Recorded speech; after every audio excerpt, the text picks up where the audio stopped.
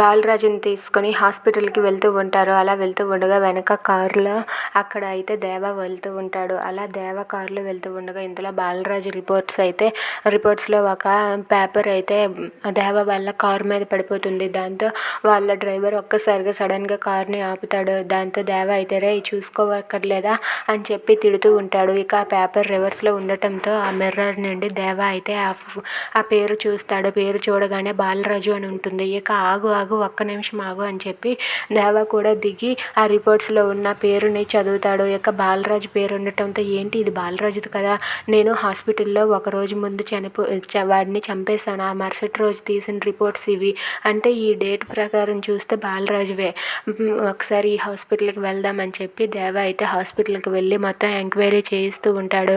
ఇక అలా చేయిస్తూ ఉండగా ఆ బాలరాజు బ్రతికే ఉన్నాడని దేవ తెలుసుకుంటాడు. ఇక బాలరాజు ట్రీట్మెంట్ కూడా తీసుకుంటున్నాడని దేవకైతే తెలిసిపోతుంది. ఇక అలా ఆ అమ్మాయి అయితే మొత్తం అన్నీ చెప్పేస్తుంది. ఇంతలో దేవ అయితే చీకటి పడ్డాక బాలరాజుని చంపడానికి బాలరాజు ఇంటికి వెళ్తాడు. ఇక బాలరాజు చిన్ని అలాగే వాళ్ళ తమ్ముడు అక్కడ అలా పడుకొని ఉంటారు.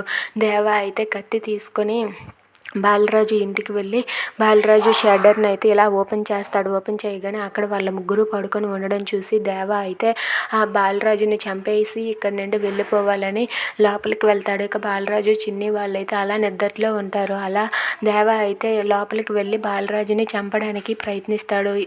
ఇక బాలరాజుని కాపాడేది ఎవరు?